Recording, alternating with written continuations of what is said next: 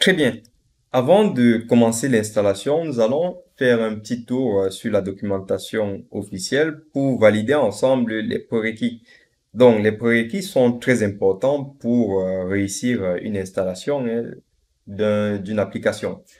Alors, lorsqu'on arrive sur le guide d'installation, vous voyez ici, j'ai deux pages. Il y a une page qui est en anglais et une page qui est en français. Donc ça, ce sont mes petites techniques parce que l'anglais, je ne le maîtrise pas non plus.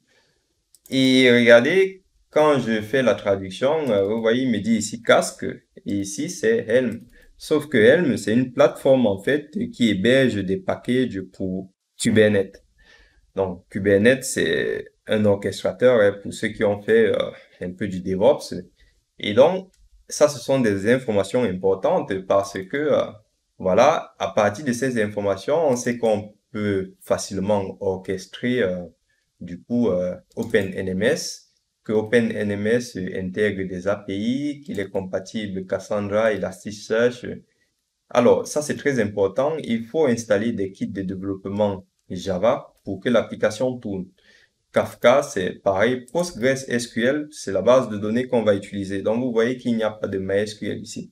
Donc, MySQL, on oublie, c'est Postgres. Et ensuite, vous avez les RD Tools. OK?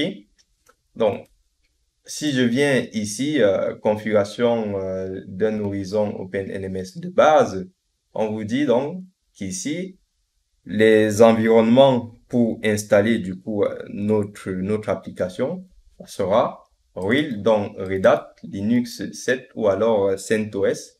Alors, si vous utilisez CentOS, n'utilisez pas la version 7, ça ne marche pas. Donc, commencez par la 8 ou supérieure. Alors, si vous êtes sur du Debian, vous utilisez Debian 9 ou vous pouvez utiliser aussi Ubuntu.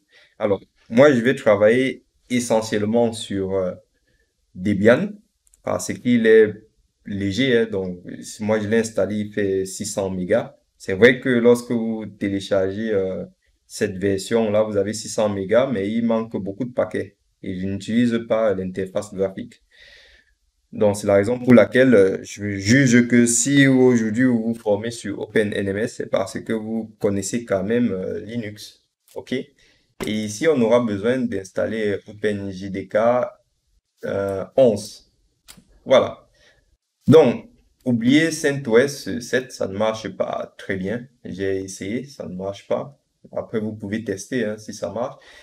Et ce qui va aussi nous intéresser, c'est donc les caractéristiques de notre machine physique. Donc, pour les caractéristiques minimales, il vous faut une machine avec 2 CPU, 2 Go de RAM et 20 Go de disque dur. Sachant qu'il vous faut aussi une connexion Internet pour faire la mise à jour de vos paquets, pour faire l'installation des paquets, etc. OK? Donc, ça, c'est tout pour les prérequis. Donc, dans la deuxième partie, nous allons donc commencer l'installation. Donc, l'installation va se faire à partir d'ici, installé sur Debian. OK? Donc, je réserve une vidéo. Donc, la vidéo qui va suivre, c'est uniquement l'installation. Je vous dis donc à tout de suite pour commencer l'installation.